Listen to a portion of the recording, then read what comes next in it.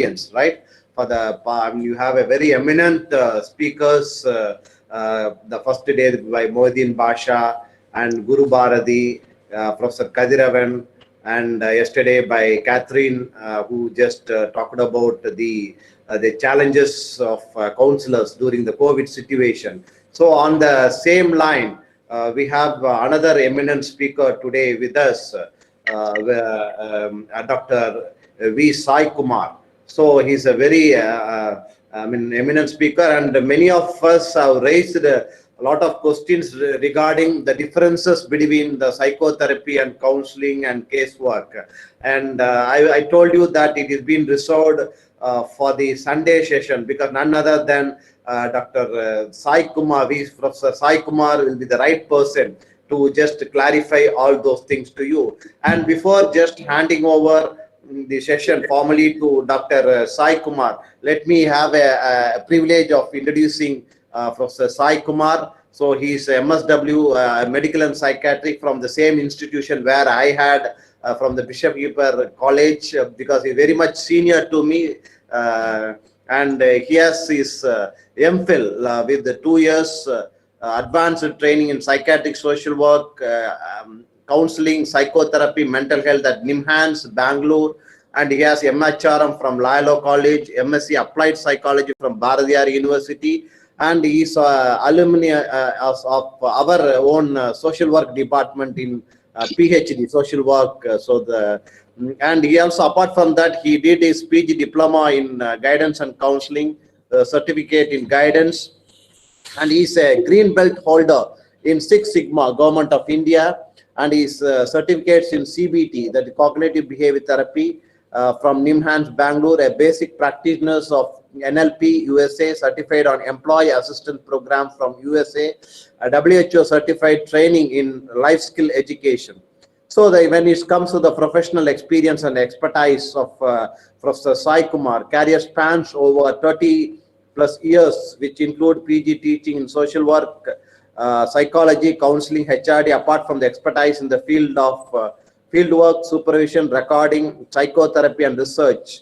So, at Indian CBSE School of Bahrain, Muscat, to lead counseling and career guidance program for more than 13,000 students and trained nearly 600 teachers. He started his career in Somanesia Institute when I was doing an MSW, recognized by the Dr. MGR Medical University NB in 1985. He also handled the classes for MSW, psychiatry, nursing, and physiotherapy. His important contribution in the first ever PhD done in India on the concept of developing Indian model of social casework, a path-breaking study done across the nation. In fact, I was able to hear his Gauri Banerjee, Dr. Gauri Banerjee's contribution to the casework just 2 days back. That was a very tremendous lecture which is being given by Professor Sayee Kumar. It is relevant to the current Indic social work movement and other mental health service like counseling and psychotherapy. He visited more than 10 industries in Chennai and other places, and he also conducted first ever live video conference in Dimnesia for G Vaishnav student connecting Toronto, Canada, South Africa, and other countries, right? And he has successfully led 5 global tour students to China, Indonesia, Thailand, and Singapore. And Dr. Kumar has delivered a lecture and conducted training on social work, psychotherapy, counseling, listening skill, career development, stress management in different countries. And he is also an advisor for ISTD Student Cell and HRD Students Forum for many years. Kumar has written articles and as regular contributors for the program in All India Radio, FM Radio. He is a life member of ISPSW, fellow Indian Association for Social Psychiatry, Indian Association for Child and Adolescent Mental Health, Association for Psychiatric Social Work, and many things. He has been served as a board of studies, and when it comes to the achievement and contribution, of course, I think the session will be over if I want to tell the contribution and make. You can skip that. Good. Ask her. Of course. Let me before handing over just with a few achievements, let me just stick on to the achievement. They established first ever professional student counseling center in entire Middle East. Indian embassy patronized CBSE school, as I told you. He has trained a lot of people, expanded led the student counseling center Oman Indian embassy, and he also done on parent counseling aptitude assessment service. He has offered therapies to thousands of individuals. That is very, because in this context, which is very important and vital, in this context, I would like to say he has offered a lot of therapies, families who suffered from mental health problem during 1987 to 1984, and helped 25,000 plus cases. So that is amazing to note such a great practitioner and an academician. So it is over to you, sir, for he is going to have two different kinds of session today. One is on the differences between counseling, psychotherapy, and social casework, and other important thing which is very important for all the counselors, both the students, practitioner, is that the counseling skill. So on behalf of the Department of Social Work, on behalf of the participant who are taking part from the India and abroad, because I wish to inform Professor Sayee Kumar that almost participants from 10 countries have joined for this webinar, and simultaneously people are watching through Google Meet and as well as through the YouTube. I welcome each one of you participants and my colleagues and everyone. So thank you very much. I think we will have once again a wonderful learning experience today, the last day. It is now over to Professor Sayee Kumar. Welcome, sir.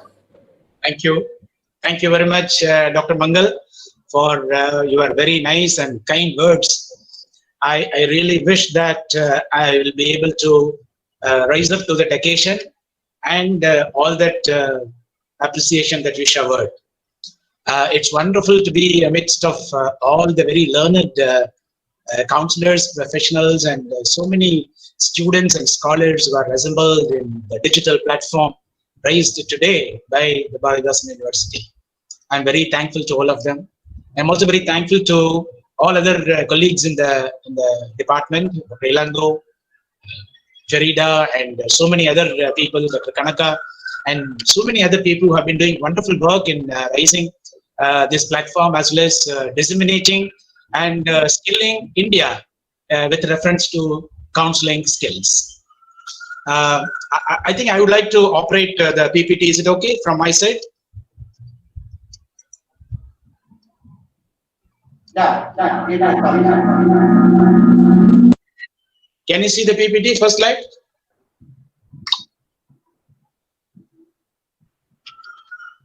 Can you see the first PPT, sir? Hello? Hello? Hello? It is in the process. Please wait, sir. Yeah, now it's coming. Can you see? Yeah. Can you see the first slide? Yes. Okay.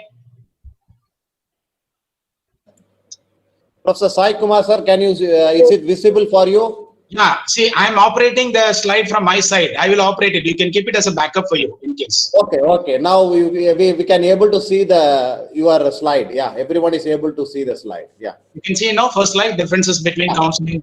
Can you? Yeah. Can I start? Yes, sir. Okay.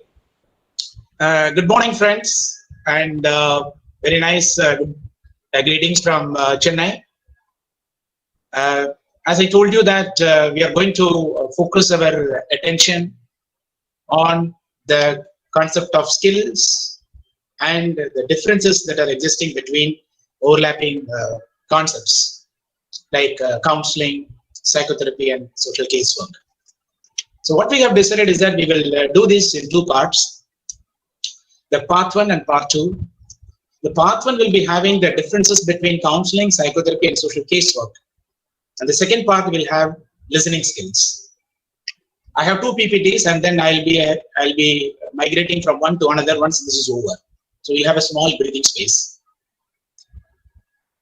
Why to talk about this part one topic? For example, differences between counseling, psychotherapy, and social casework.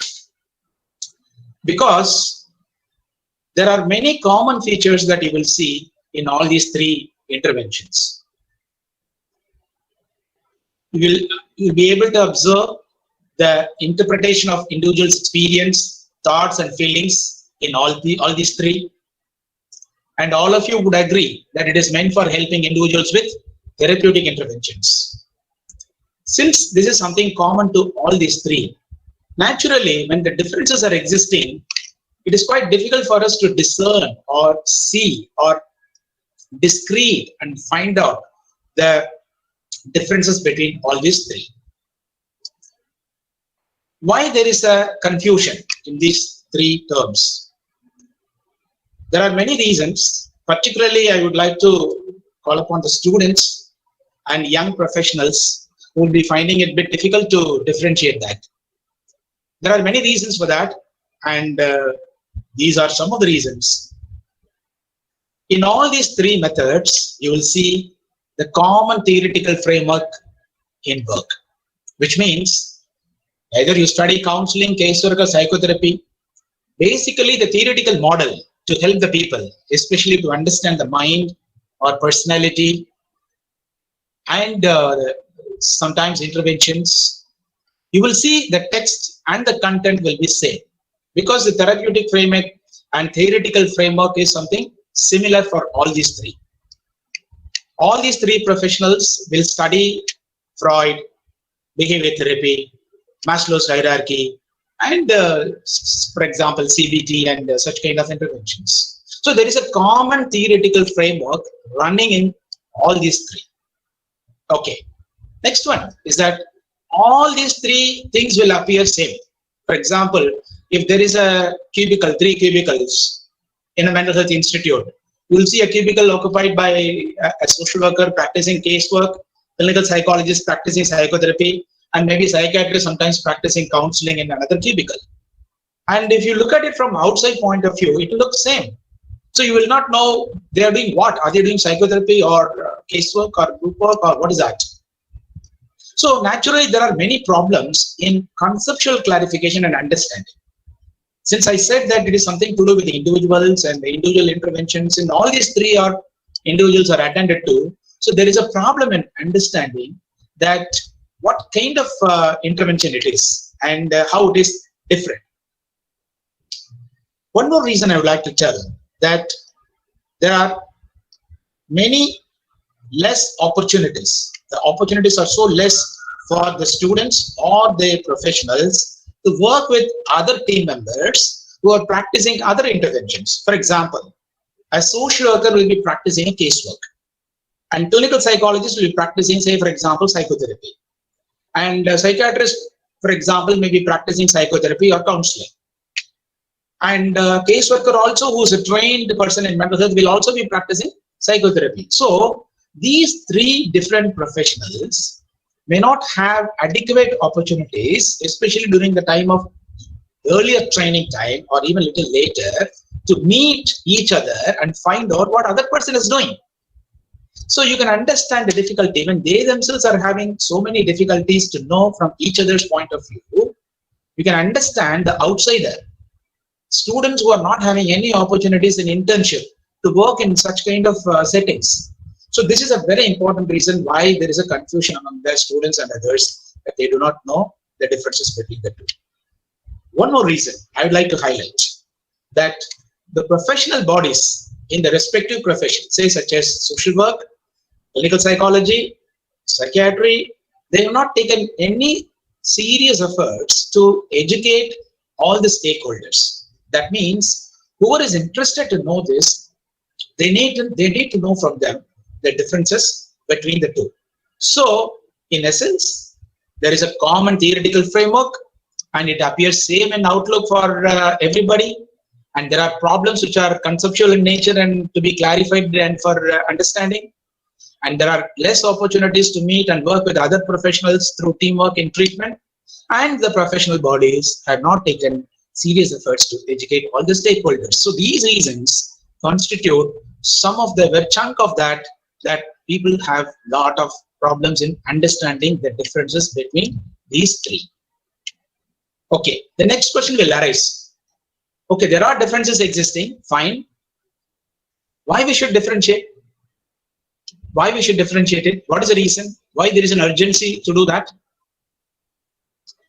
Since the professionals are sharing the common theoretical framework, sometimes even skills, so there will be a problem in role functioning, overlapping of our roles. So we need to avoid that. And the caregivers of the families, for example, a patient or the client, whomever it is, families, they are confused a lot. For example, if they want to search on internet and they want to find a counselor, whom will they find? The net will be filled with so much of information about counseling. But if they want to find out a professional counselor and they want to take a professional counseling, there is always a problem for them because they really don't know whom they should consult. They should consult a psychologist or a psychiatrist or a caseworker. Very important reason I would like to say that the service providers, who are the service providers? Institutions, organizations which are offering counseling. How will they offer? Unless otherwise they have resources to do that, human resources to do that. That is the professionals to offer the counseling. And how will they get them? They have to hire them. They have to recruit them. And whom will they recruit? You can talk to any of the even leading college principal or a school principal or a hospital administrator, that you tell them that, sir, what will you do? Whom will you recruit if you want to hire a professional counselor? You'll really surprised to see and hear many of their ideas which are not really consistent with what we are going to discuss today. So they are also not aware, whom should they hire? They are not aware about the specific qualifications, skills and experience that are needed, for doing this job.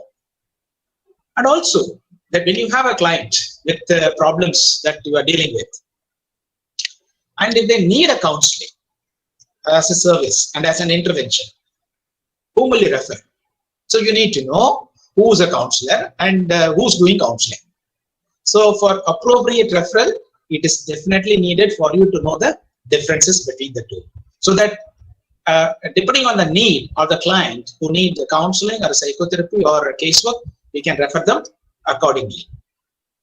And it is very also critical for the organizations to know the differences between the two so that they can hire qualified, skilled counselors, because it is a human resource dimension, HRD dimensions of the therapists who need to develop skills. So if you want to really train large number of professionals, you need to be aware about the differences between all these three.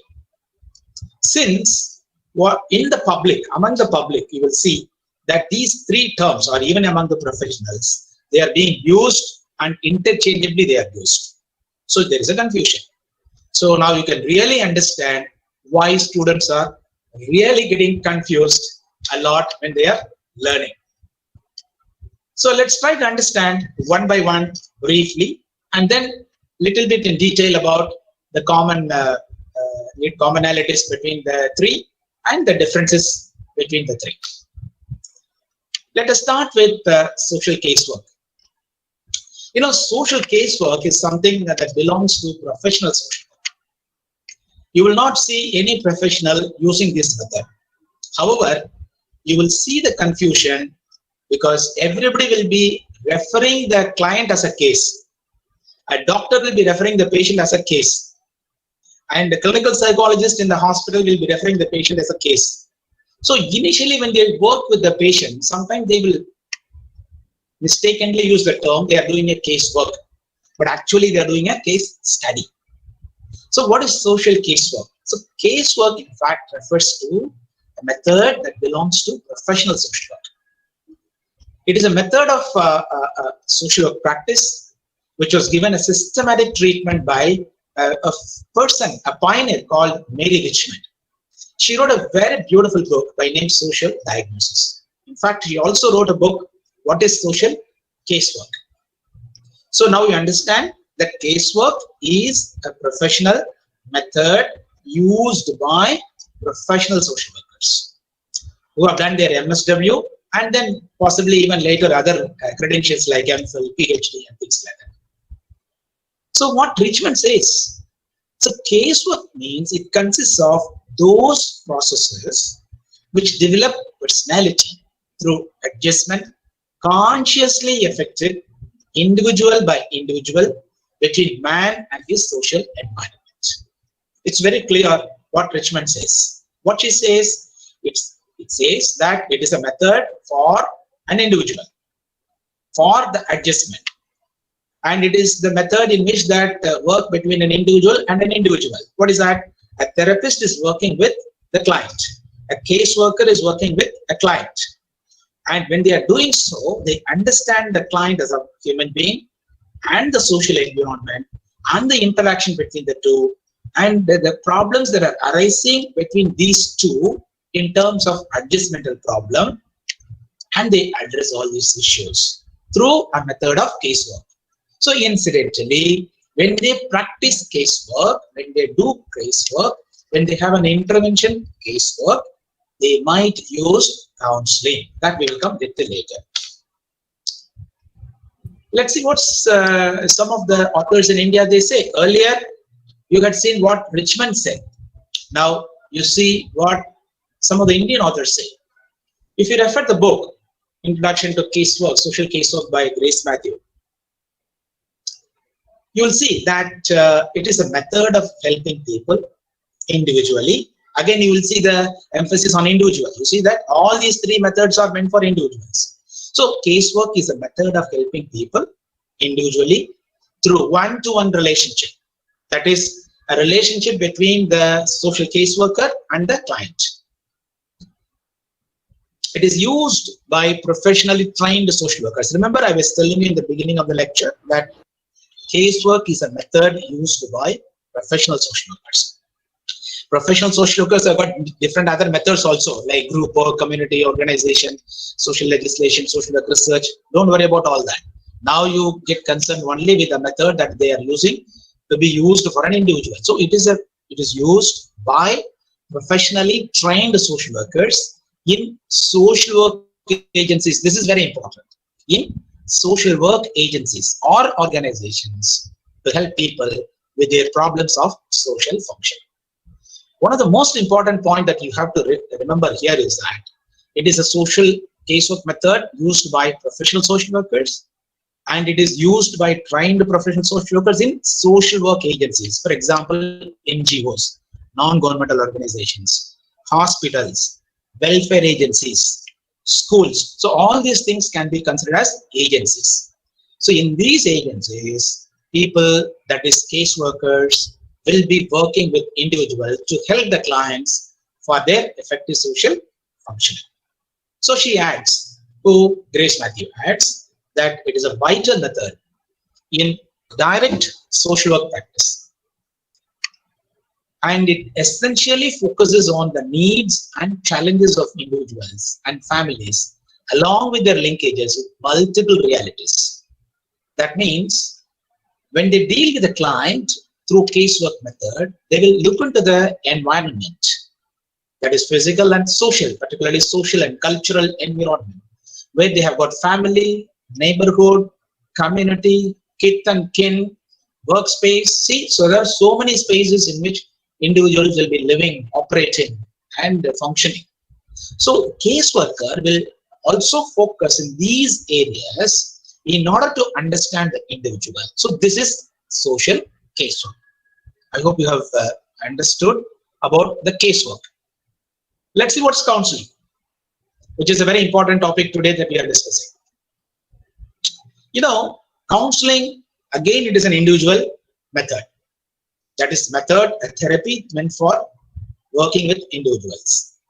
What way? How it is different from casework? For example, if you look into the words of Indu Dove, who has written a very beautiful book, you can see the basic essentials of counseling. She says that it's a scientific process of assistance. Very beautifully she says, very, very beautiful. Counseling is a scientific process of assistance extended by an expert in an individual situation to a needy person. This particular definition is a very beautiful definition that I found among many of the Indian authors, even among the foreign authors. Why? Everything is being encapsulated. The whole dimension, the processes of the counseling is being captured in this definition. Why it is a scientific process? It is a scientific process because we use scientific informations. What are the scientific informations? Scientific informations are nothing but the sciences discipline like psychology, social psychology, psychoanalysis, theoretical frameworks that are all being discussed in the subjects of psychology, psychiatry, mental health. All these things we study, and we study through a scientific method, through scientific books. Okay, so it is a scientific process. Process of what? Process of assisting a person. Assisting. How do you assist? Very beautifully she says, this assistance is not simply given. It's not offered across the counter. This assistance is extended by, it is extended. For example, there are many services, core services that are available, wherein the counseling will also be offered, either on your request or on referral. So it will be available, it will be made available. That means it will be extended, isn't it? This itself will tell you the third part of the definition, that it is for needy person. Okay, who's extending the service? It is extended by an expert. It is not given by Tom, Dick and Harry. It's not by a lay person. Though you have a concept of lay counseling, we'll discuss that later in Q&A. So it is an assistance extended by an expert in an individual situation. And who's an expert here? The expert can be a psychologist, an educationist, a caseworker or social worker, psychiatrist, or any other, say for example, a teacher, or even a manager who's trained in the counseling. So the person should be an expert. And how this expertise is given and practiced? It is practiced in an individual situation. Remember, when I say individual situation means one-to-one. Here itself you can bring the concept of privacy, confidentiality, talking to the person alone and all that. So how do you give this assistance? To whom you give this assistance? You give this assistance to a needy person. That means counseling is an intervention or a service or a human service is being offered to somebody who's in need of it. So you cannot thrust counseling. You cannot stuff counseling. You cannot force counseling on somebody. That's why I said Into the Way has beautifully given this definition that it is a scientific process of assistance extended by an expert in an individual situation to a needy person. But if there is a chance to me to redefine this, to give another dimension to the definition, I would like to add a counseling is a scientific process of human assistance. So I think the whole process is human, so it can be considered as a human assistance. So let's see, I hope that you are aware about what is counseling, especially as per the definition by Into the Way. We'll come to the next one. Very, very important and word that is being commonly used in the mental health circle of services. And if you talk about psychotherapy, it's like you can't forget Wilberg, right? It's something like fundamental to psychotherapy. So what he says that psychotherapy is a treatment. Like casework is a treatment, is also treatment. So it is a treatment by psychological means of problems of an emotional nature in which a trained person deliberately establishes a professional relationship with a patient. So this is very important for all of you to make a note of it, that psychotherapy, it's a treatment. What kind of a treatment? It is a psychological treatment. It's not a medical treatment. It is not a social treatment. It is not any other treatment. It is a treatment primarily by psychological means. That is why it is known as psychotherapy. So it is a psychological treatment. For what? It is meant for problems of an emotional nature. Individuals who are highly disturbed emotionally for various reasons. What are the reasons? The reasons can be either a psychopathological reasons, that they may be suffering from a psychiatric illnesses of either minor, major, or any other kind of a nature. So when they present that problem emotionally to a person, that is to a trained person, who's a trained person here? Psychotherapist. Okay, who's a psychotherapist. And how it is being done? The psychotherapist deliberately establishes a professional relationship. Why deliberately? Because it is not possible to talk to somebody stranger just like that. You need training to do that. So psychotherapists are trained, like counselors, they're also trained to establish a professional relationship. With whom?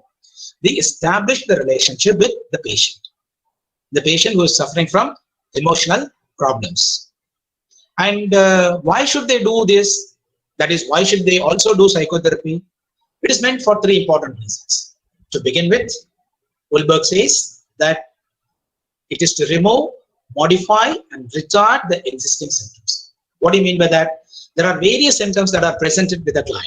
As, for example, a person who is suffering from anxiety, say palpitation, shivering of hands, dryness of mouth, okay, so restlessness. Imagine that these are all the symptoms. So the psychotherapy, when you make an attempt to do that, one of the objectives is that by talking to the person, by addressing the emotional dimension of the person, you will be able to, and you should be able to remove, modify, and retard those existing symptoms.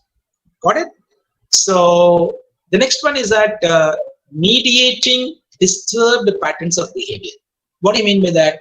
It is that what you see outside is only the manifested, expressed, or shown behavior by the patient. But the psychotherapy, what does it do? It tries to see the meaning in between that and inside that. How do you do that? That is why Ulberg says mediating the disturbed patterns of behavior. Why there is a symptom, why there is a dryness of mouth, why there is a shivering of hands, and what is happening in the mind of the client, what he or she is thinking about it right now, and what could be the reasons behind it. So you will be mediating these, traversing in between all this of disturbed patterns of behavior, now, earlier, and in between. So that is the second objective.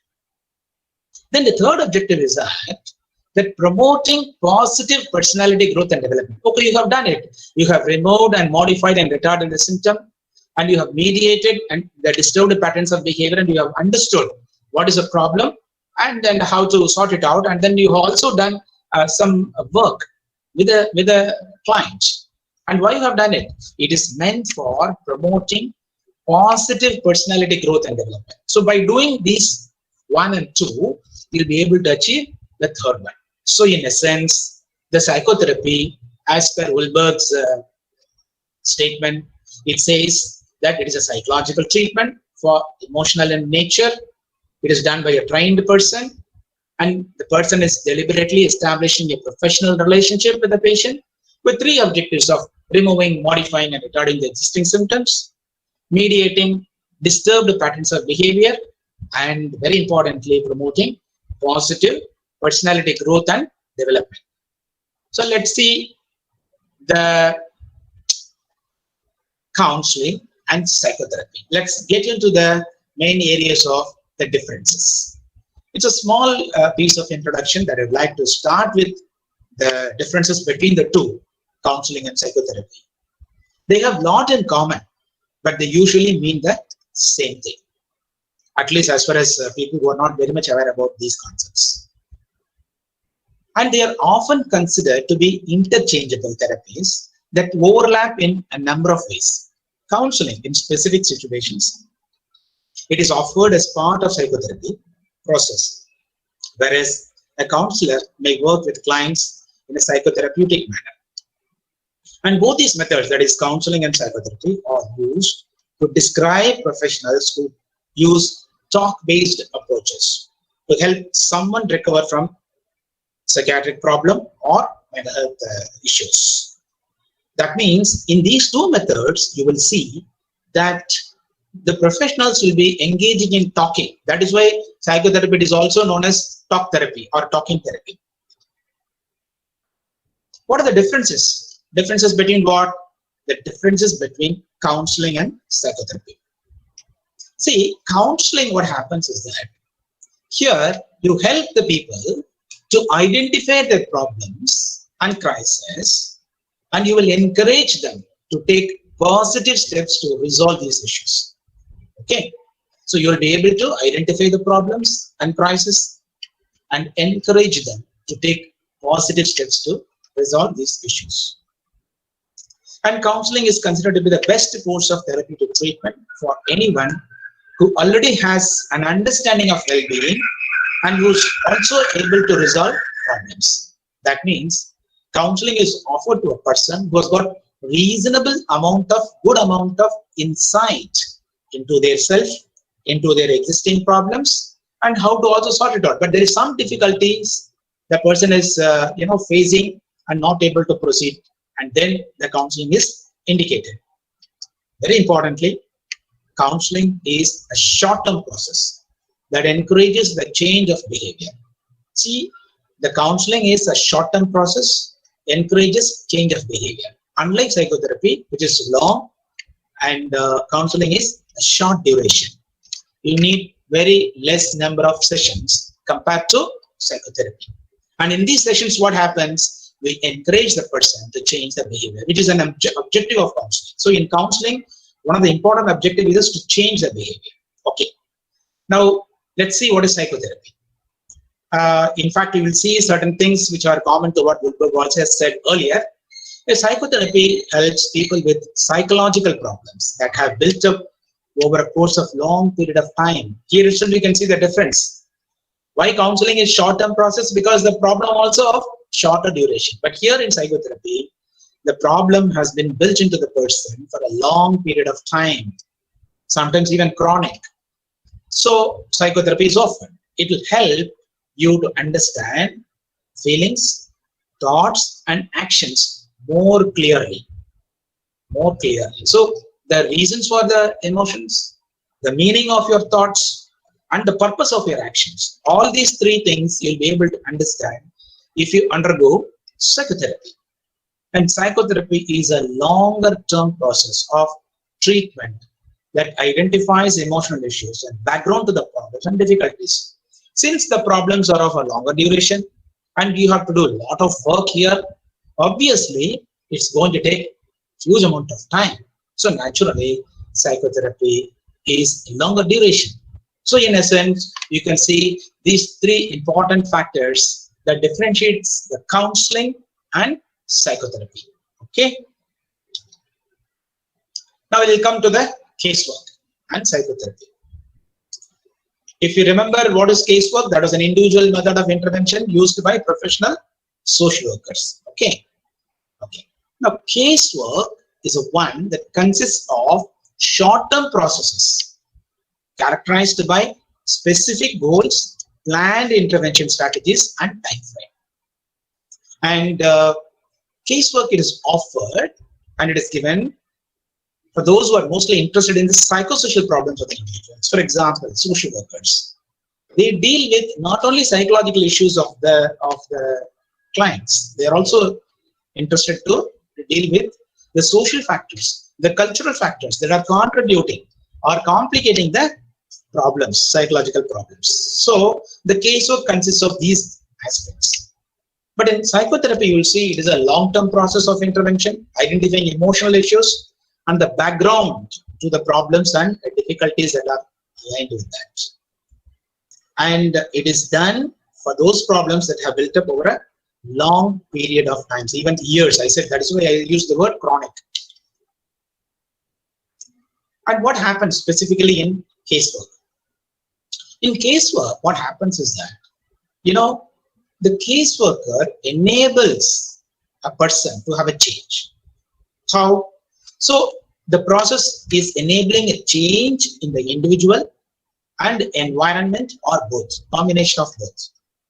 But remember, psychotherapist doesn't look into the environment in a very serious manner. And in casework, sometimes the change in the environment is specifically directed to effect a change in the individual for effective social functioning. And remember, very importantly, in casework, that the conscious materials are processed. What does it mean? When you deal with a client, when you talk to the people as a client, when you offer casework, you deal with a person and you deal with the issues which are available to the consciousness. That means the person is able to remember, able to talk about it freely without much of an issue and with reasonable amount of clarity, and knows the meaning behind it, and the material is conscious. But in psychotherapy, you deal with matters which are unconscious in nature. What does it mean? The patient himself or herself will say that I do not know why I'm doing it, sir. I do not know why it is causing me. Okay, so you will see these kind of words often, and also very often you will see that when the person is suffering from, for example, in case of neurotic illnesses, the illness behavior or symptom behavior may have a symbolic meaning in the from the mind of defense mechanisms. So there sometimes the defense mechanisms will get transferred and manifesting in the form of a symptom behavior. For example, vomiting, or in case of a neurotic person with a conversion disorder. So the person who is having a continuous vomiting and whose the cause was diagnosed not as having something biological in origin, but something in psychological in origin, but yet the person will not know why the person is, I keep getting vomiting. Okay, so it is, and it is a symbolic meaning that the therapist may have to identify why the symptom and the explanation to that in due course of time. For example, invariably what happens when an individual is able to feel something at conflict, which is very difficult for them to take it, to accept, and sometimes if they happen to think that I just can't digest it, and if this word and if this kind of a experience the emotion of this kind, if it gets into the person, may get converted into the form of vomiting. Since the person had thought about it, felt about it, that cannot be digested, which is a problem, but that comes out as a physical symptom of vomiting. So the objective is to bring about a change in the attitude and individual behavior by restructuring personality. So here what you do is that you talk to the person, engage the person, and identify this symptom behavior and whole range of it, and feedback the informations or knowledge that you have gained about the person's mind in order to change the attitude and individual behavior by changing and restructuring the personality over a period of time. Well, let's come to the differences between casework and counseling. In casework, as I told you, that it is to be dealt with an individual, and in casework administration of services, it is in concrete form, and it is an essential component of intervention strategy. What does it mean, concrete mean? Usually what happens is that it is being practiced in an agency, and invariably they get many services. For example, a person who is disabled, as part of the rehabilitation procedure, as well as a part of the treatment package, the person will also be able to possibly say a wheelchair or a walking aid. So this is something very concrete, but it won't come just like that. Giving the wheelchair or giving the aid alone is not a casework. It is part of it, but an essential one. That is how the casework is differentiated from the counseling. So administration of services in concrete form is an essential component of the intervention strategy. In casework, the client is assessed and understood as a whole with multiple problems, unlike in psychotherapy or counseling. For example, here you talk about the individual, family, marriage, workplace, neighborhood, community, and such kind of domains where an individual has got working or living dimensions where it is comprising of individual, social, cultural, and environmental factors. So casework takes into account of all of that, but counseling doesn't do that. In casework, the conscious material is being used. Let's come to the counseling. In counseling, the help is provided to the client without social service. So I think this is very clear for all of you. I believe that this particular point may be very clear all of you. So in casework, casework is being offered along with social services. But in counseling, counseling is offered as an independent, individual, professional help and service as a human service.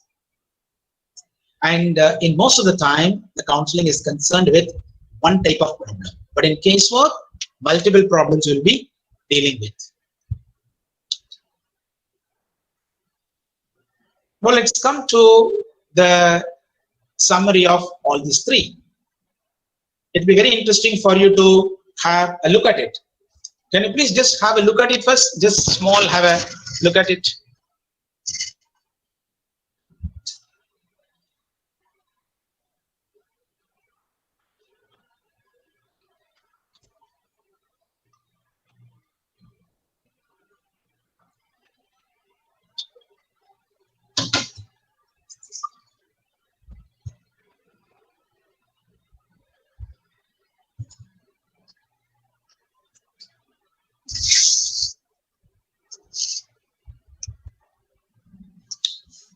I have made an attempt to differentiate all these three since during the time of my PhD.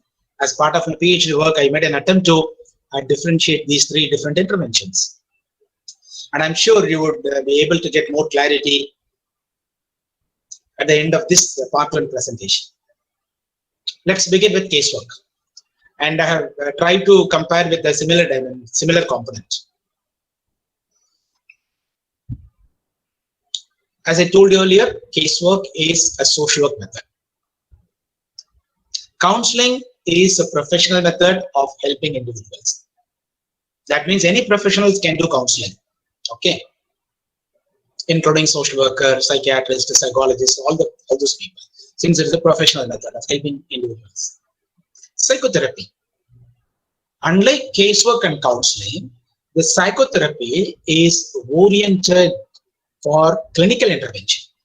That means when an individual is developing a mental health issues or serious emotional problems manifesting in the form of a symptom, okay, so psychotherapy is offered as a clinically oriented treatment intervention. The second one, the casework is offered as part of social welfare services. So when an individual is going to an agency for help, welfare services, casework will be offered either in an NGO or government organization or hospital. Generally, casework is mostly it is offered in government organizations or NGOs. You will not see a person, a private practitioner, practicing casework very much in India. But in counseling, what happens? Counseling is offered, that is extended as part of educational, health, and other services. It's a part of the educational service or health service. That is why you have nowadays in school, many schools, you have a school counselor because it's part of an education service. In many hospitals, you are seeing now counselors working. Okay, so that is part of the health services.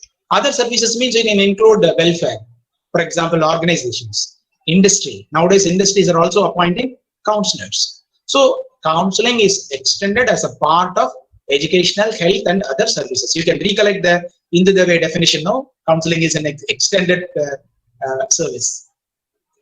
And here in psychotherapy, what happens is that it is offered as a part of mental health treatment services. It is offered as part of mental health treatment services. So you will not see psychotherapy being offered in school. You will not see that is being offered in an NGO. But you will certainly see psychotherapy is offered in mental health institutions, psychiatric centers, psychiatric clinics. So it is offered as a part of mental health treatment services. Okay. In casework, what do you do? In casework, you make an assessment which deals with psychological as well as social factors. Since social worker is a specialist in these two dimensions, by virtue of their knowledge and training and skills, they will be able to do it definitely better. But in counseling, what happens? You deal with an individual. How? What aspect? You deal with an individual with their emotional and personal needs.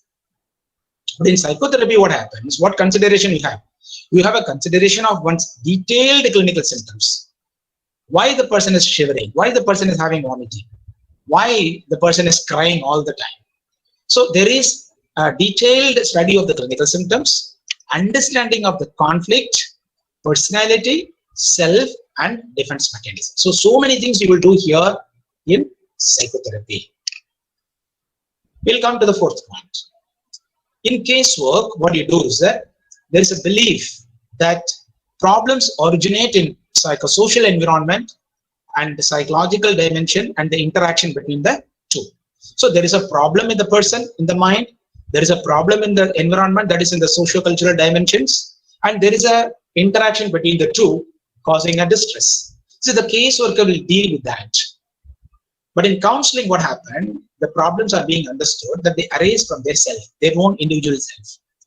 In their individual self, in terms of their development or specific present personal need.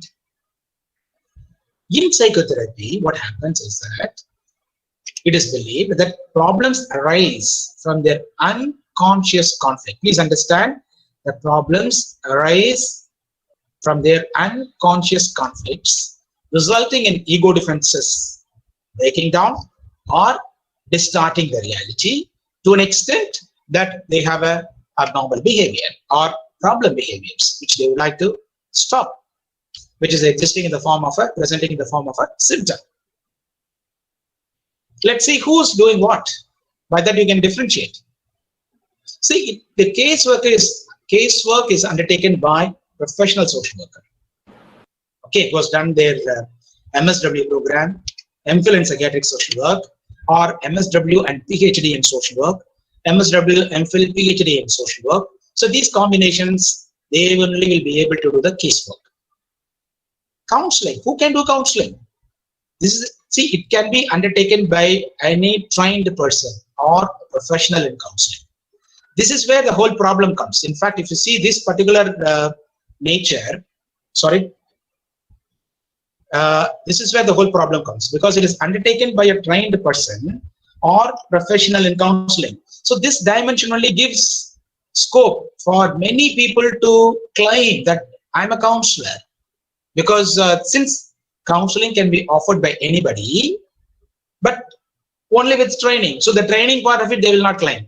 They will claim only that they can do that, false claim. So it is undertaken by a trained person or a professional in counseling. Who's a professional here?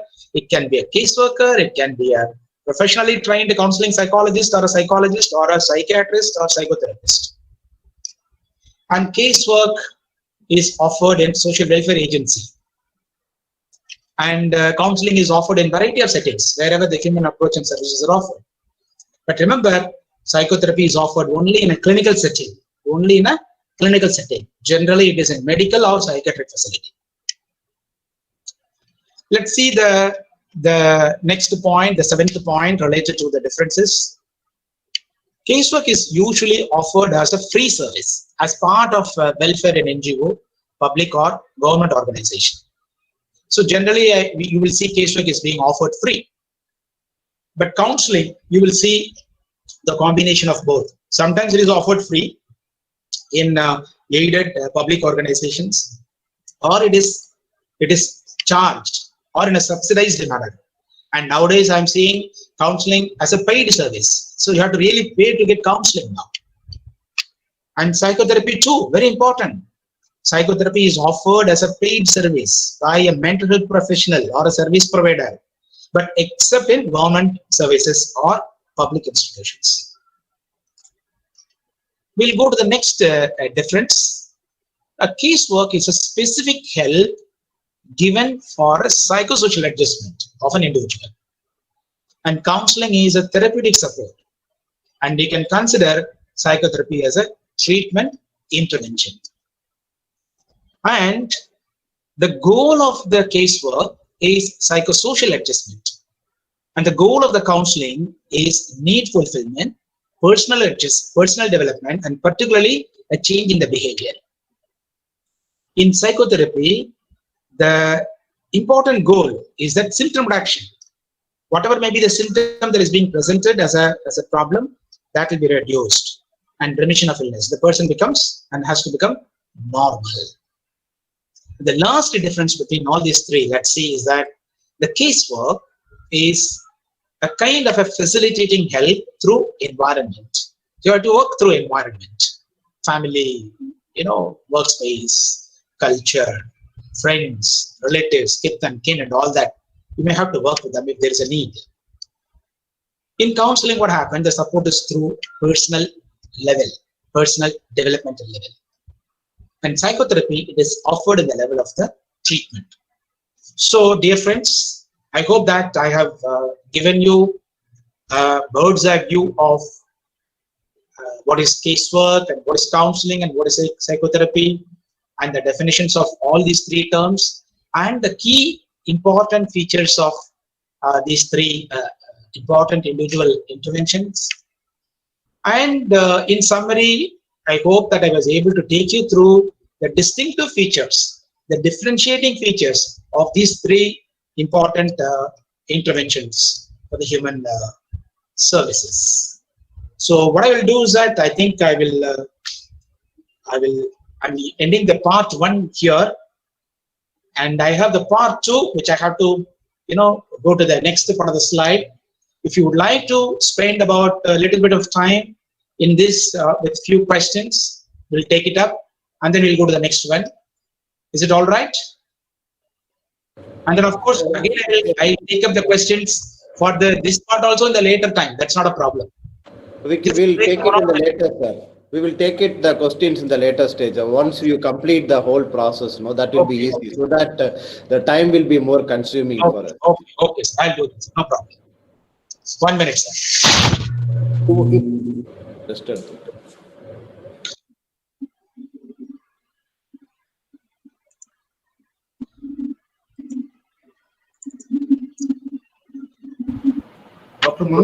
Dr. Mangal.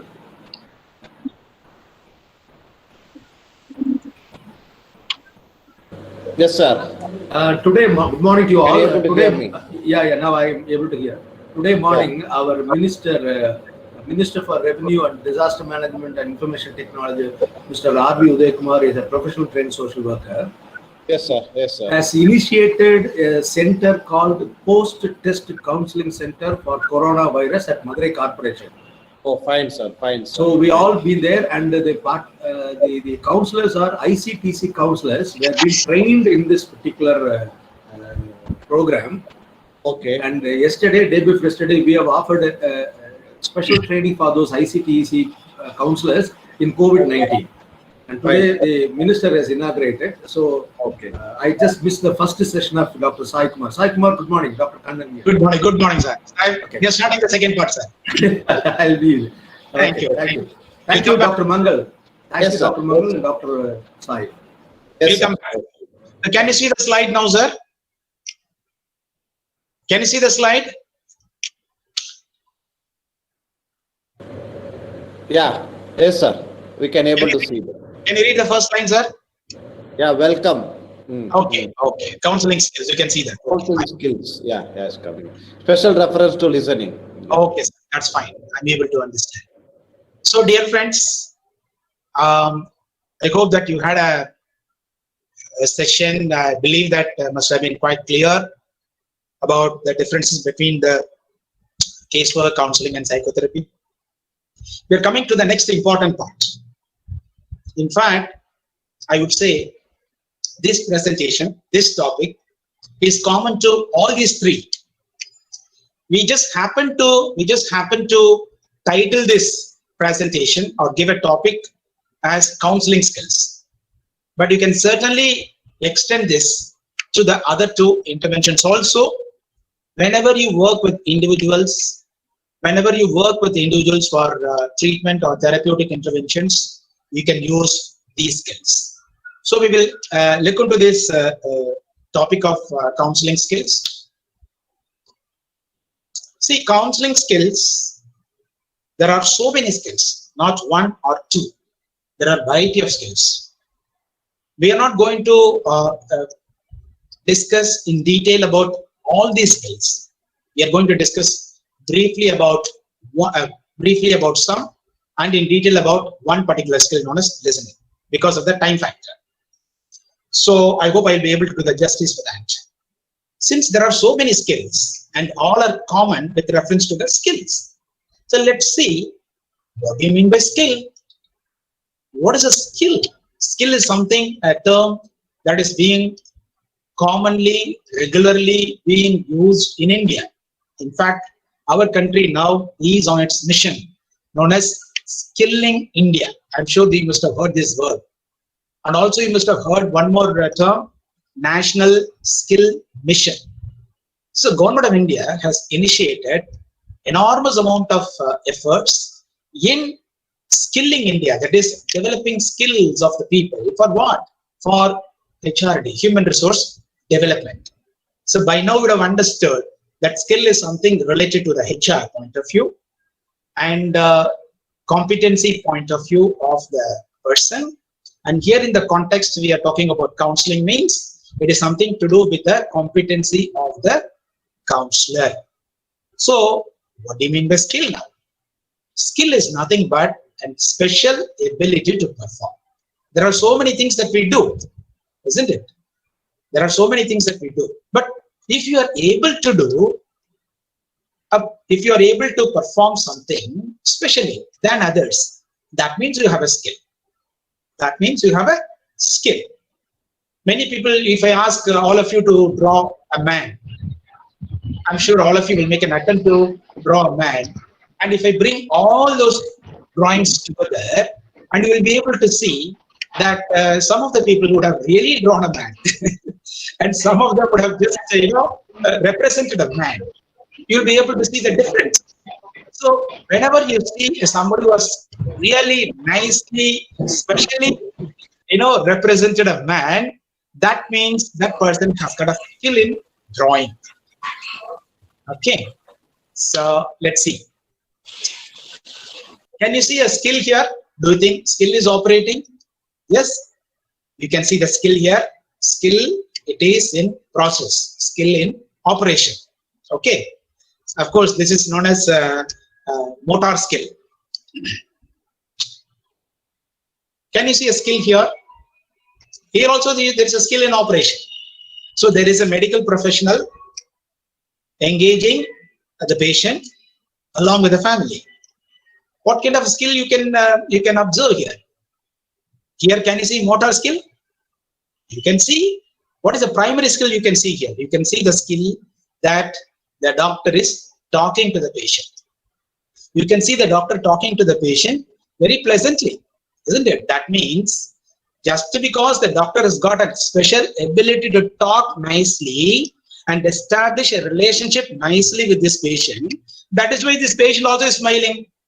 So that means this doctor has got a skill, this professional has got a skill in relationship, skill in communication, skill in talking.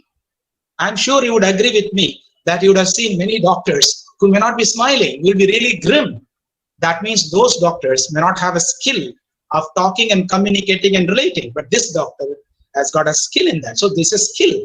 So earlier what you had seen here was a motor skill, which is mainly used for operating materials, objects and machines. But here you see a skill, which is a human skill, okay, relating to that. I'm sure it will be interesting for you. Just think in your own mind, what is a skill here, or what kind of skill is operating? The skill is that a balance. The person has to balance herself in walking, not ordinary walking. We are walking. Even we fall down when we are walking on the ground. But what about walking on the rope? I'm sure we will definitely fall. But I can assure you that if you develop a skill, on walking on the rope, you will also be able to walk like this. Since you don't need that skill, otherwise you don't bank on that skill, since you don't you don't feel that you need that skill for you to work, survive, and relate and all that. So you don't have that skill. So if you can develop that skill, you can also work like that. But for this poor girl, she definitely needs that skill because that skill is something, a survival for her. So she has developed that skill. She got trained to walk on the rope to survive. So now you can understand that skill is a human resource and human resource development dimension. So it refers to the ability to do something very well with expertise. Like in case of walking on the rope. Not everybody can walk, but she can walk, so she's got an ability. Now what kind of an ability? It has got something well. She can walk nicely without any problem. And she's got an expertise. Anytime you give her the situation like this and give that facility, she will walk. So she's got an expertise in that. So it is the ability to perform an action with determined results, often within a given amount of time, energy, or both. So here, the counseling skill refers to the ability to perform what? To perform counseling or undertake interventions, to undertake therapies. And action. Action means what? Talking, relating, sitting, standing, shaking hands, action with the determined results. What is the determined results? By doing that action, you expect something. For example, if you smile, you expect the other person to smile. If they smile, you get a meaning. If they don't smile, again you interpret a meaning. That is a skill. And often within a given amount of time. All these things have to be done in a given situation, energy, or both. That means that in the series of interventions over a period of time, that is spanning in about 5 sessions, 2 sessions, to 20 sessions, or 25 sessions. Okay, so you will be able to perform and see a result in which you will be using an expertise with your ability to see the result. What is the result? Ultimate result? A change in the behavior in case of counseling, psychosocial adjustment in casework, and symptom reduction and personality development in psychotherapy. Okay. See, there are different books that will give you different kinds of skills, which will vary. And initially, students, when they refer the books, they really will get confused. Sometimes what happens is that principles of interventions or methods will be also listed in the skills. And number of skills that are being listed in one book will be less or more in some other books. So don't get confused about all that. If you remember some of the basic skills, that is good enough for you for the time being. First and foremost skill in the bouquet or the basket of skills, I would call it, in counseling is something on the top of the basket is listening. Similarly, you will see equally the skill of empathy. Then genuineness, concreteness, open questions, that is forming questions with open-ended questions otherwise. Counselor self-disclosure, that is self-disclosure of the counselor. Sorry, it is repeating. Interpretation is another skill. Information giving and removing obstacles to change. As I told you, there are many skills that are being given in many different books. So I have restricted myself to the very important basic skills, in which we are going to discuss 1 or 2 more important skills. Let's see empathy. When I say empathy, I am sure all of you will be remembering your personality theories, that is from humanistic school of thought. Carl Rogers, you can recollect. This particular word was repeatedly used and is being used in the theory called empathy. It is something considered to be an essence of human being who is engaged in services provided to the persons who are in distress. What does it mean? It is an ability to perceive another person's experience and then to communicate that perception back to clarify, amplify their own experiencing and meaning. That means that when you are talking to a client, you'll be talking to a client, not just like that. You'll be talking to a client in such a way that you will be able to see, hear all that in your mind. That is perceive. How do you perceive? You will perceive it in the same way like the person perceived it in his or her experience. Not only that, once you have perceived it, once you have understood that experience by the client, you don't stay there only. You then communicate that perception. That is, you have understood that problem and you communicate that perception back to the person. Why? You back to the person to clarify or to amplify their own experiencing, so that the client is getting a feeling, oh yes, you have understood me. Okay, and meaning of that. And people misunderstand that if you say some of the words like this, I know how do you feel, I can understand your problem. These are not the statements reflecting empathy. Sorry. These are not the real statements. So it is not identifying with the patient or sharing similar experiences. Like, not I know how you feel. Because it refers to some of the other sub-skills that you will follow that. For example, non-verbal and verbal attending, paraphrasing content of the client communications, reflecting patient's feelings and implicit messages. Attending involves our behaviors which reflect our full attention. Paraphrasing means selecting the focusing on the cognitive part of the message with the client's keywords and ideas being communicated back to the patient in a rephrased and shortened form. Okay, there are many steps that you will see little later. We'll go to the next one. This is again genuineness as propagated by, again I would say, Carl Rogers. What does it mean? Again, it is an ability. Remember, I was talking to you about the definition of skill. Skill means ability. What is an ability? Special ability. Here you can see the skill genuineness as an ability of the counselor. Otherwise, if you have a special ability, if you have the special way of doing it, that means it is a skill. So it is a genuineness is a skill. When the ability of the counselor to be free themselves, which includes congruence between the outer words and the behaviors and the inner feelings. That means if you are able to see the reality of the person that is being presented outside and inside, and if the person is able to see the similarities and differences in the same way themselves, and if the person is able to see a congruence, and if you can understand that, that is genuineness. Okay, so it involves non-defensive behavior. Okay, you don't pretend that you know something.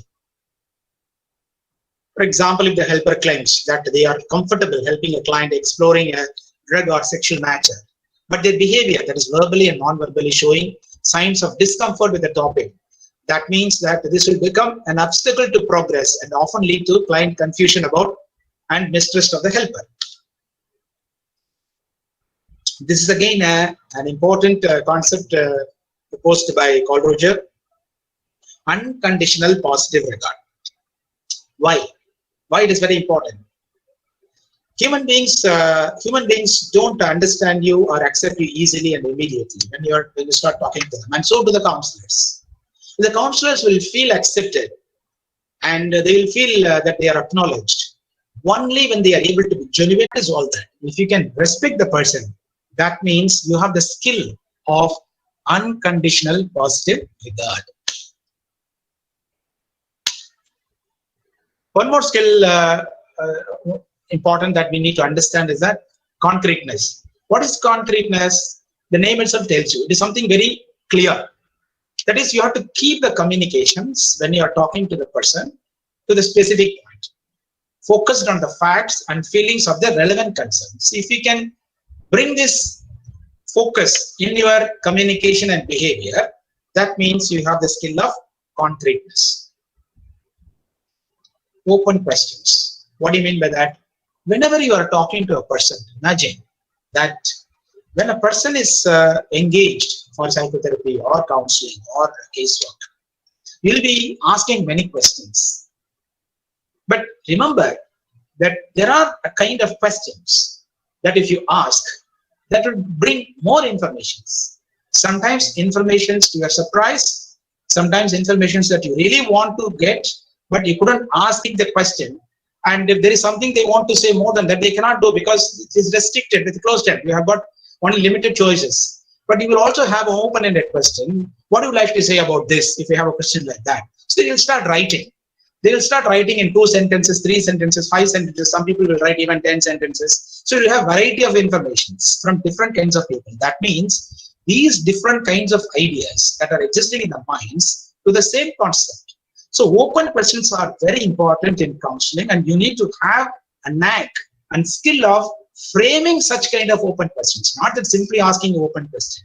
You have to frame such kind of open questions that the process to assist the client in clarifying or exploring the thoughts or feelings. So that will be very important for you to frame the open questions.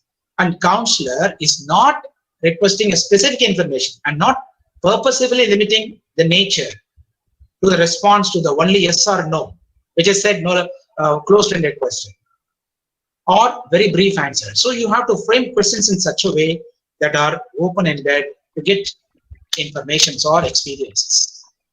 So let's see one of the other important skill known as self-disclosure.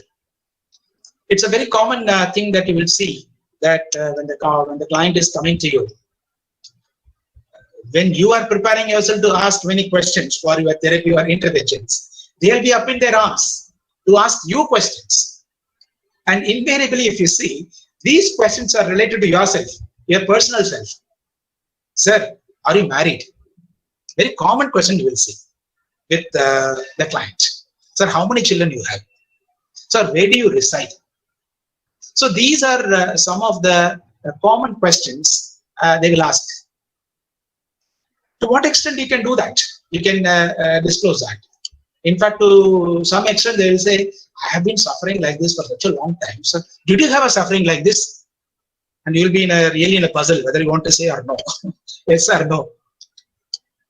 So, the counselor here shares personal feelings, experiences, or reactions to the client. How? It's not simply shared. It should include only relevant content intended to help them.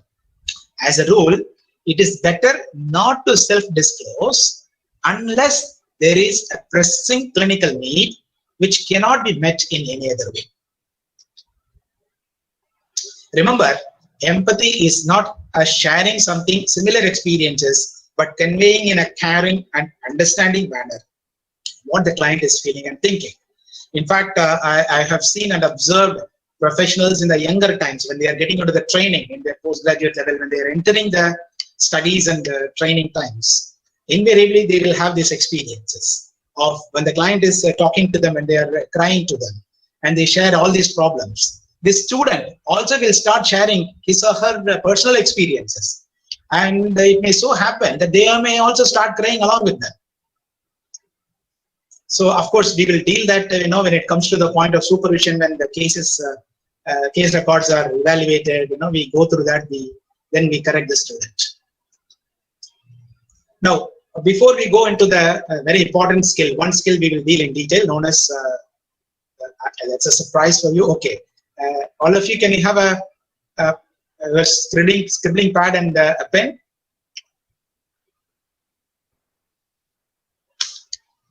Okay, here it is.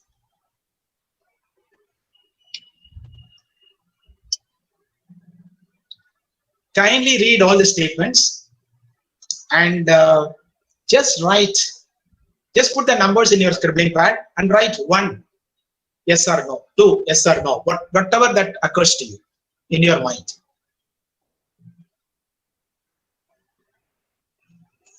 You can just take just 2 minutes, 1 minute of time, 1 or 2 minutes of time.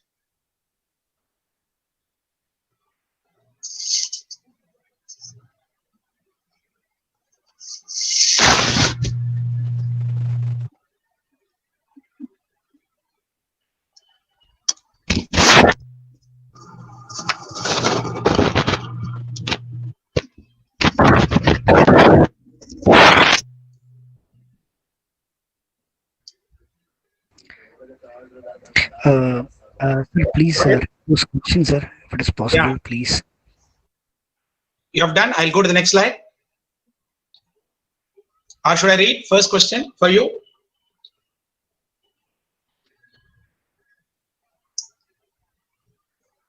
Don't Yes, sir, spend first question. don't spend too much of time in all this. Just for you to have a look at it and then just yes or no. I'm not going to come and look at the answers whether you have written correctly or wrongly. No, it's only for your small difference in the experience. That's true, sir, but I couldn't view that PPT. That's why I'm. You're not able to see the PPT. Can you see the PPT now? Manikandan, you pin John Milton. Huh? Can you see the PPT now, sir? No, he has some difficulty. I think he's seeing from mobile. Maybe that might be the problem. Okay, Manikandan, we will put it in the chat box, right? Okay. Can I go ahead, sir?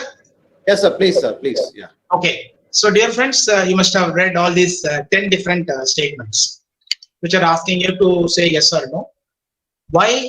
This is very simple tool that for the time being you can use to assess yourself, to measure yourself, that how much you are having a skill with reference to, say, listening.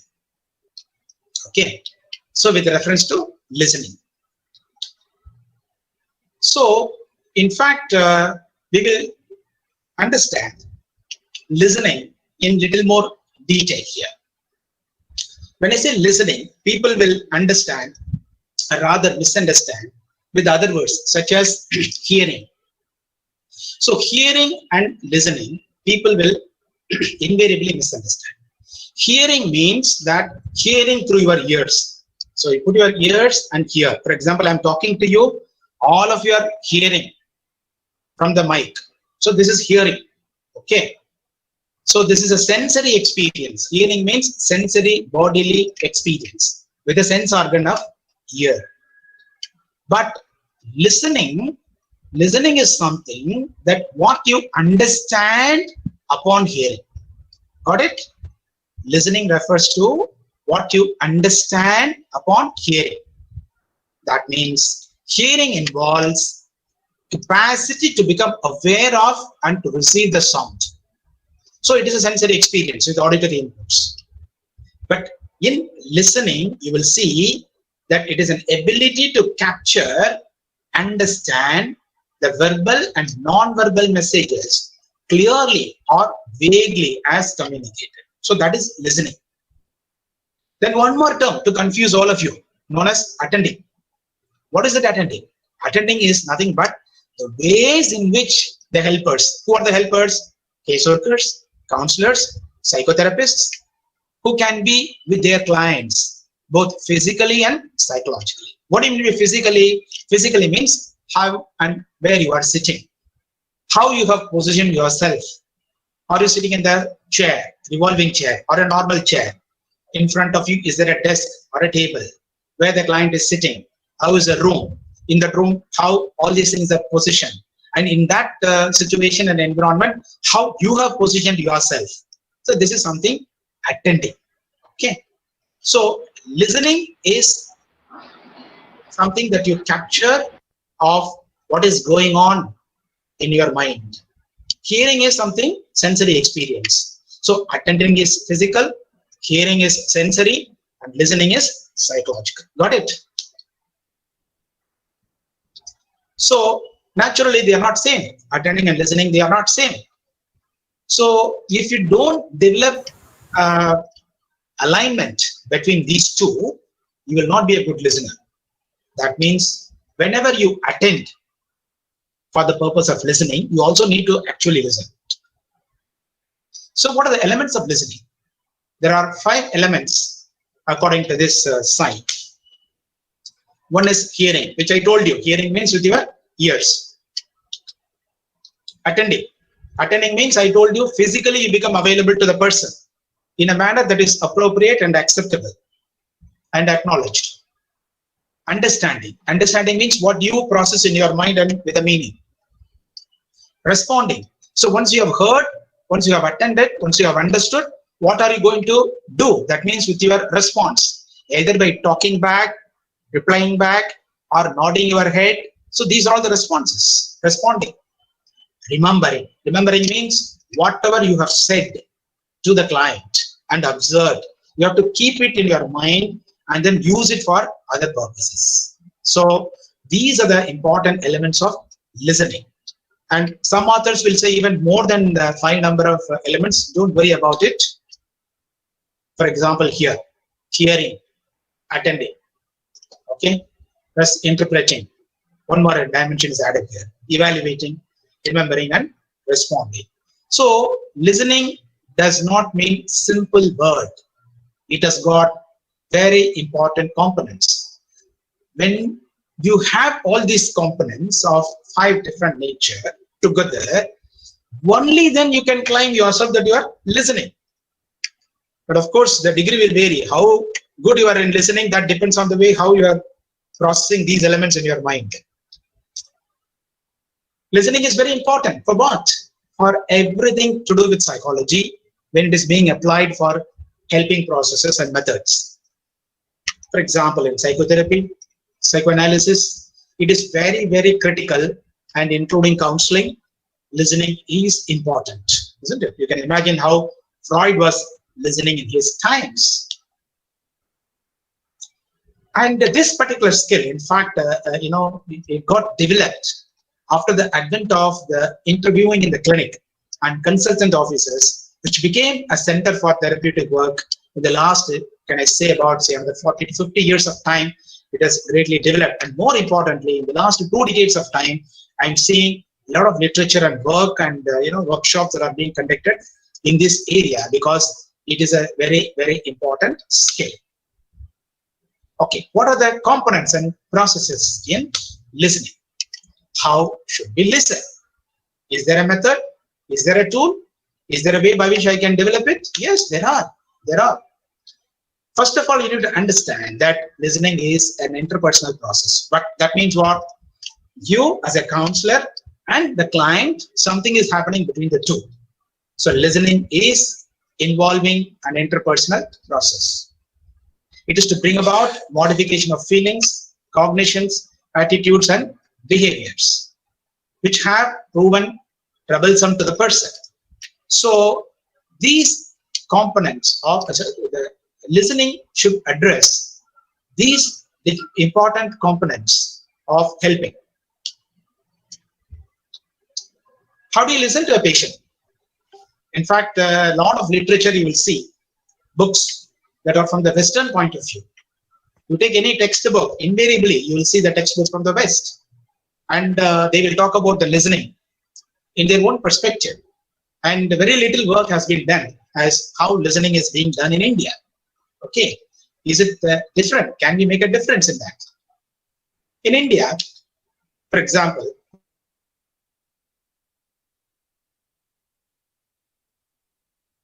not sensitive to this dimension, the listening will be incomplete or incorrect.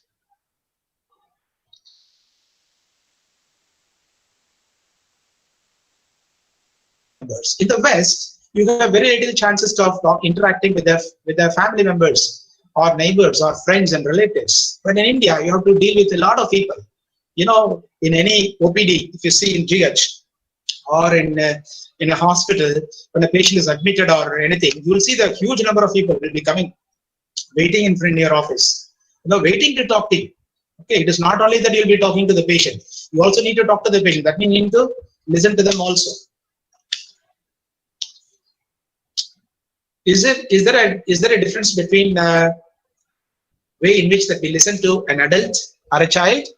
Just imagine, how do you listen to a child? Will you listen to a child like an adult? Especially, we have worked in child guidance clinic, schools, and hospitals in pediatric wards, and all that. In many places, we work with children. Okay, NGOs where children are offered a lot of services. So this is a small glimpse for you to have a look at it. This is one of the ways by which you can listen to a child. It's not a very traditional way in which that you listen to an adult and you give a raised platform to the child. That is why, in fact, during the time of parenting workshops, I always tell the parents that when you want to talk to your child, don't stand and talk. Okay, at home I'm talking about, at home. So better you kneel down and talk to the child. Why? Because when you kneel down and talk to the child, that means your eye contact will be parallel to the eye contact of the child. So by this method, effectively, which we are using the skill of attending, a part of the listening, that you will eliminate the process of poor attention by the child. Otherwise, if you stand and talk, the child will be, looking at you like this and talk, and that may interfere listening. So this is something, this you can always use it. Even at home, you can use it to listen to your child. So in that way, listening can be varied and with an adult and a child. So how it should happen here? See, in India, if you see, generally a counseling situation and setting happens like this.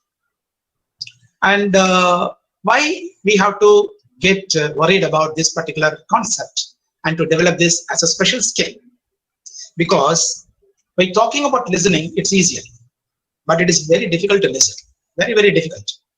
I'm sure all of us, many of us may agree that we will be very glad to talk to others continuously, but we may have a very little time to listen to the other person what they are talking. Okay, so talking is easier than hearing, but in listening, you have to talk less, but listen more. So challenges that are surrounding the psychotherapy and the counseling training and practice, you have many HRD issues, including the competency of developing listening as a skill. So it is very important for us to develop. And you need to listen to the person, because the symptoms that are being manifested by the person, they don't have a meaning why it is coming. So otherwise, if you don't listen, you will not be able to connect and give the feedback. And it is here that the patient will bring an array of verbal, non-verbal behavior which are to be deciphered accurately apart from offering the support. So in that way, listening is very significant. Okay, let's see listening types, different types of listening. There is a non-verbal listening. What is a non-verbal listening? See, in fact, when we are talking to people, we hear what they are talking. Okay, that means you are hearing the words. But when you are hearing the words, you are seeing the person having a gestures, mannerisms, nodding the head, moving the hands, moving the body, all these things you will see. So this is something known as gestures and expressions. In a communication, okay, that is communication with reference to listening, this particular part of gestures and expressions of the behavior constitute 55%, more than half of that. Okay. Then the voice, not the words, please understand, not the words, it's a voice. Voice means the sound, the language that you speak through voice, the language that you speak through the sound, that is a voice, 38%. The words, actual words, what you talk exactly, it constitutes only 7%. Now you can understand the total communication when it is 100%, the words constitute 7%, voice constitute 38%, gestures and expressions constitute 53%. So if you put it together, it constitutes 100%. That means what exactly you talk is only 7%. You have to be very careful about what you talk. Just imagine in counseling that if you assume that counseling is nothing but talking, as popularly people call it as a talk therapy and talking therapy, and talk therapy constitutes only 7%. So what does it mean? It means that talking does not mean only words. So talking also means gestures and expressions, using voice. So you need to focus more here to learn, to develop competency and skill in this area. Then only you can totally communicate with a client. How do you do that? It's difficult, but it is not very difficult. It is not impossible. If you put an effort, you can certainly master it. So it's a part of communication skill, just as attending and listening. And Egon has talked about it quite bit of detail about this. And we need to understand that it's a time of the hour that we need this for our communication with clients. If you see some of the professional journals talking about it, they claim that it is a most important skill. It builds rapport, and it is a part of the body language, and it is very important because the way the things are said, listening constitute and conveys very important meaning. We also understand the values and thinking of the person when you do that. Okay. Very importantly, listening helps you to notice, to find out which is not said. That means if the person is not talking in words, still you can find out and understand what is being said without telling in words. So that means you can consider very well that listening is an important micro skill. Okay. Let's move on to the next one. So this is something very important to talk about the body language as proposed by Egan. So Egan was a person who has written a book known as Skilled Helper. He's written a book. That book tells you about the helping professionals, how they can engage themselves with the client for various types of interventions like counselors, psychologists, and psychotherapists. And in which he talks about this particular model of listening. But remember, this is a Western model, so please, I would like to take it with a pinch of salt. And but however, for theoretical purposes, conceptual understanding to begin with, it is okay that we can start with that and find out what Egan says, which is quite good to begin with. He says that whenever you talk to the client, okay, whenever you talk to the client, you sit, isn't it? Remember, I was telling you the skill of attending and listening. We differentiated attending and listening, hearing and listening. So attending refers to how you are physically available to the person. Here, look into the picture. The person is sitting in the chair. The therapist is sitting in the chair. How the therapist is sitting? He is sitting squarely. That means whenever you sit in the chair, you occupy the chair completely. Okay, you occupy the chair, sit straight, sit squarely, and be in an open position. What is open position? That is your body and the hands should be in such a way that you can receive informations. Imagine if you tie your hands like this, if you keep your hands like this, that means what? You can't enter, isn't it? So better you open the hands and see that. Leaning forward. So there are many people I have seen that, especially if the counselor or the professional happens to use a revolving chair or chair which has got a mobility. So in fact, they will sit like that, and then they will, circle the chair, and they'll do all sorts of things. Your mobility will be and should be restricted as much as possible because you are focusing on a person, and you are sitting squarely, and you have to lean forward little bit. You have to lean forward because leaning forward communicates a message that you are listening. And remember, eye contact is extremely important. When you do all these three, obviously you need to look into the person, look into the person's face, look into the person's face, particularly on the eyes. And when you do all these things, it should appear that you are relaxed, that you are not tense. For example, I have seen sometimes therapists, counselors who are anxious in nature, they used to sit in the tip of the chair. And when the client is having an anxiety, he or she also will be sitting in the tip of the chair. Then you can find out the consequences, how it will be. So, as I told you that it's a Western model, but you can always discuss about how we can adapt it to India. I would like to make some work on this area, and I'm sure I would request all of you also to think in this area how we can do it in our setting. So sitting squarely, open position, leaning forward, eye contact. So if you put the acronym, that is known as SOLAR. Okay, we'll come to the body language. Quickly we will finish. Body language. demonstrating inattention. How do you do that? How do you express your inattentiveness? When you become restless, when you are talking to the client, you become restless. If you are fidgeting. Too little eye contact. For example, you are talking to the client, okay, but at the same time, you're also writing something, working on something, and then reading something else. Wandering eyes. You're not having an eye contact. You're looking on the terrace, roof, or side, or a clock constantly. Yawning, very important. One yawning is good enough to close the counseling session mentally. Okay, so please be very careful when you are talking to the client. Yawning. Then you can ask me, sir, if I get yawning, what will I do?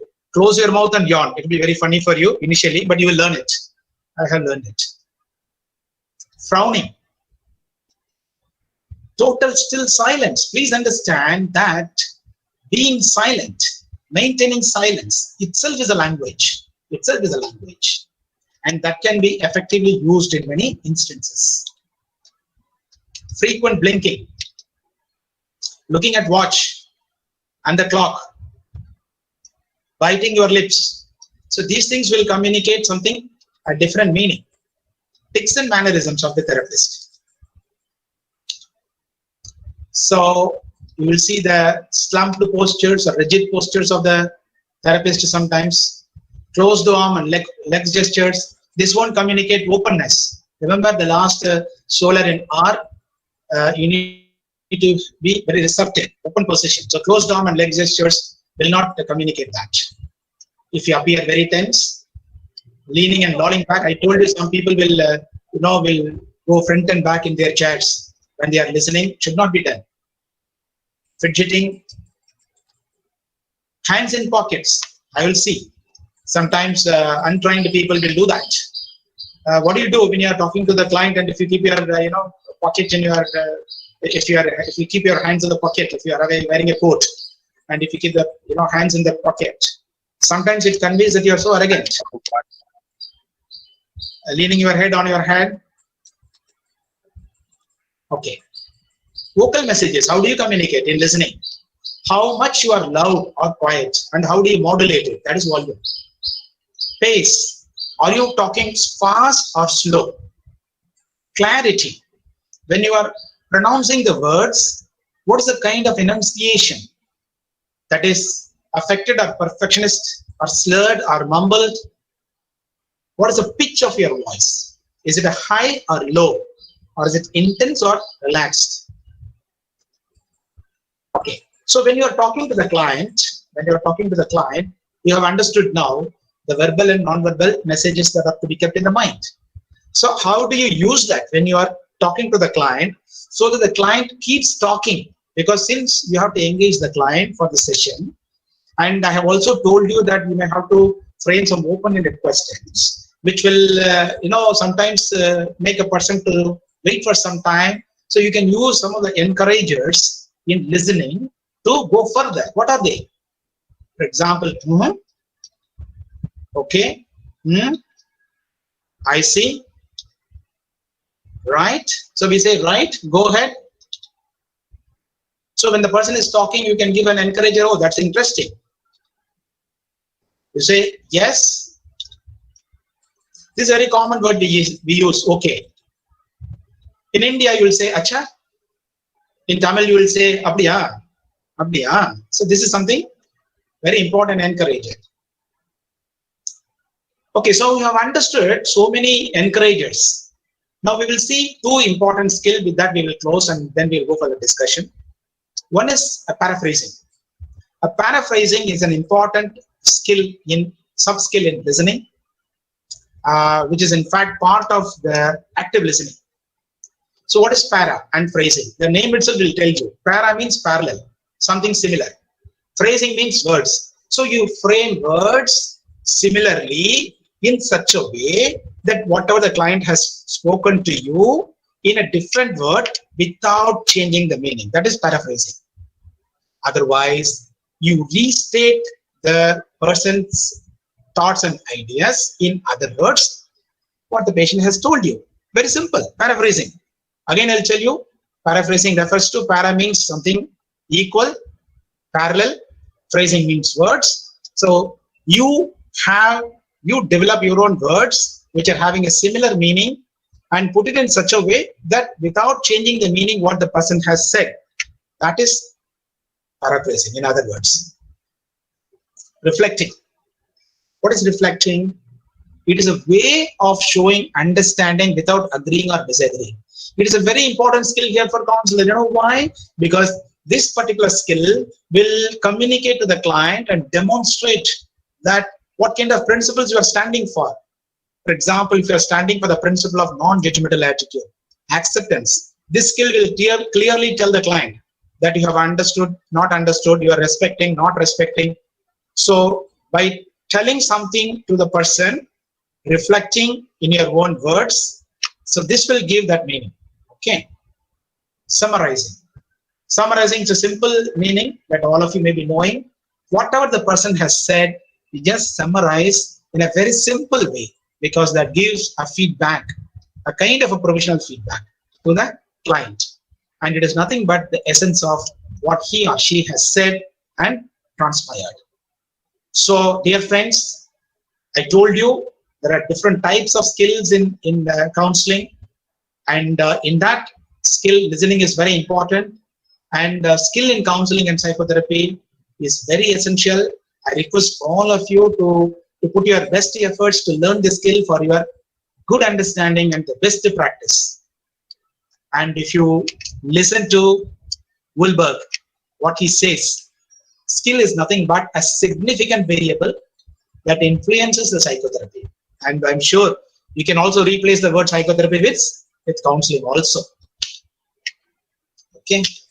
So I want to thank all of you, dear friends, for your wonderful listening. And I'm sure, I'm very convinced that all of you were really listening. I believe so. Yes, sir. Thank you, Professor Sayee Kumar. So very elaborate and discussion and elaborate presentation on the differences, right, between the counseling, psychotherapy, and social casework. And you have really done with some kind of evidence-based, right? Starting with Mary Richmond, Indu Dev, the basic essentials of counseling, and Ulberg, right? So the Lewis L. Ulberg, and also you have just talked about the Kevin J. Drabb, the skilled helper, and also you also touched upon the Egan. So that's a wonderful presentation. Of course, we are just half an hour, I mean, almost 20 minutes going ahead. So just one question. We will end up with one question, and sorry, don't mistake, dear participant, don't mistake us. Actually, we have to end the session by 12 o'clock. Now almost we are at 12:20. So just one common questions which has been raised by the participant is, can you just share books name, because many people want to know that many students are here. The participants belong to the student community, and they also belong to the practitioner also. And if you suggest some of the prominent books for reading the basics of counseling, psychotherapy, then casework, and the skills that is needed. So can you just suggest the books so that they can take note of it, sir? I can suggest with reference to casework, I can suggest only two important books. One is Papers on Social Work by Gauri Rani Banerjee. It doesn't talk about listening directly or skills directly as it is being demonstrated in some other books. But when you read it very carefully, she will talk about without telling the terms, paraphrasing, summarizing, all these things. She will not tell the terms, but she will tell exactly what is actually constituting. And especially if you read the chapters related to working with individuals, casework and all that, you will definitely be able to see that. And for others, I would say that in India, with reference to skills, I'm not able to find much books. But one particular book which I showed in the presentation, if you remember, Nelson and Jones. That is a wonderful book that you can think of. For it's a very good book. It's a very elaborate book, but gives a very simple account of different types of skills, different types of counseling skills. Into the Way is a very good book for all starters. For all the starters, it's a good book. It's an old book. I'm not sure whether it is available or not, but it gives a very good clarity of concept, principles, and skills and processes in Indian context. So I would suggest these three important books. And with reference to psychotherapy, if you want to learn this thing, Wilberg is the best. Is the best book. Yes, yes, sir. And you are really just covered the basket of, as you said in your terms, the basket of skills in a very elaborate manner. So thank you, sir, for joining the Department of Social Work webinar. And I hope that we will meet again and again in Can I some take other just contact. a couple of questions? Pardon, sir? Can I just take a couple of questions? Okay, just, yeah, okay, sir. Just a couple of them. Otherwise, they will feel. Okay, fine, sir, fine, sir. Whichever the question you can choose. Yeah. So how to know that client is not faking while he is presenting with the problem or symptoms during the session? So can you please talk slowly because I have to listen to you. Yeah. How to know that client is not faking while he is fake. Okay. Faking while he is presenting problem or symptoms during the session. Yeah. There are two things that you need to understand here. First of all, you need to convey the meaning that you are trusting. Okay. So you are genuine and trustworthy and you have accepted the person. So if you are able to communicate these three important skills to the client in such a way that the person will also feel that they are listened to and there is a person who's very genuine. So that will break the kind of a defense that the person is holding, or withholding certain things. So the person may definitely feel guilty of telling a lie. So these three things will slowly melt the defense. That is first step. Second step is that when you are trying to use other skills such as reflecting and confrontation, there's a skill that I did not cover here, known as confrontation. Here, confrontation does not mean picking up a fight or talking back or, talking something against or, something opposite. It doesn't mean like that. Confrontation here, it refers to seeking clarification, making the person to explain certain things that you have not understood or they have not understood. Okay. So when you are able and open-ended questions, if you frame some open-ended questions in such a way, then you'll be able to do that. So if you use the skills of reflection, if you use the skills of attending, and if you are able to use paraphrasing in such a way that you will be able to find out in due course of time that the person is faking. And then you can, of course, you can excuse the person since you are a counselor and you are having such a broad mind and you'll be able to excuse and then the person will feel guilty and then start opening up a little more. And of course, in terms of if you use the method of social casework, you have the other people, family members will be there. So you have some parallel information that are emerging. So you have information from family, mother, father, wife, and all that. They'll be able to supplement, complement. So you'll be able to see through which is right, which is not right. So it is possible for you to definitely go through that, but you should not take it head-on collision with a person that they are faking. But you have to slowly, gradually break and melt the ice. Thank you, sir. What is another one question? What is the difference between the reflection and paraphrasing? Okay, reflection. See, paraphrasing refers to that. See, para means similar, something similar. Phrasing means using the words. So you will be able to make statement in the words that you make it in your mind. So you talk in your own way with your own words, but you have to talk your own words without changing the meaning that you have understood what is going on in the mind of the person. So if the person is thinking something, you use the words that similarly, with a similar meaning, so that the person will get a surprise, this person has understood it. So that way, that is known as paraphrasing. Reflecting refers to talking about the internal processes of the client, especially the emotions and the other experiences that the person is going through. If you are able to give a feedback about what is going on in the mind of the person, then that means reflection. So reflection is different, paraphrasing is different. So is there any difference between hearing and attending? What is that? Hearing and attending. Definitely. See, Attending comes first. Okay. Attending refers to that physically how you're yourself making available to the client. What do you mean by that? For example, the client is coming and entering your office. How do you receive them? Do you get up from your chair, go to your entrance, and then see and then receive them, make them to, welcome them and make them to sit down on the chair, and you occupy your chair in such a way?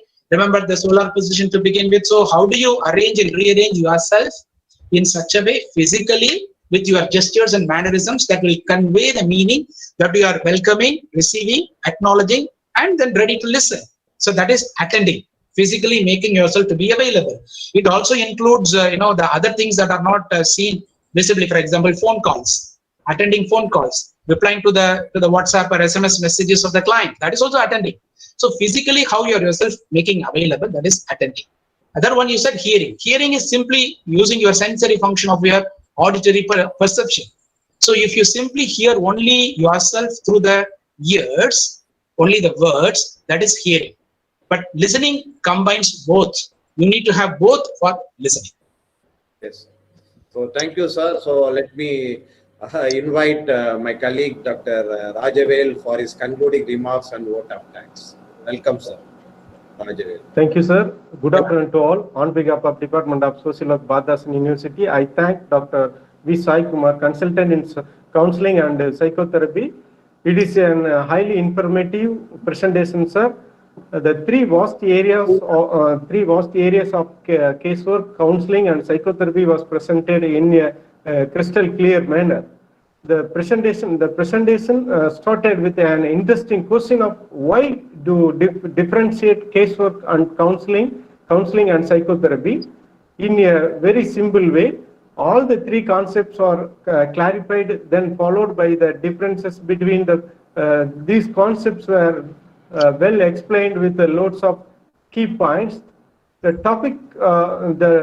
top basic counseling skills are pointed out: empathy, unconditional positive regards,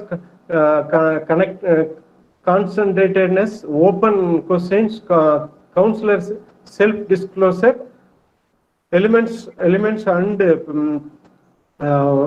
process of listening, the body language, etc. Was explained in detail. Thank you, sir, for your excellent presentation.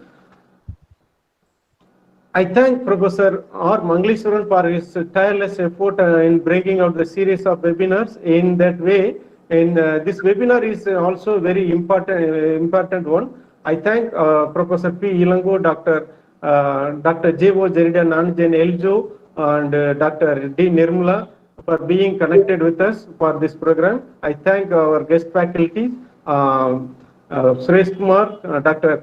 Karthikeyan, Dr. Selvamani for their support. I thank our technical team, Dr. Selvamani, John Milton, Leonie, and Pukal Jodi for their continuous support. I thank all the participants, their support. Once again, I thank you one and all. Thank you, sir.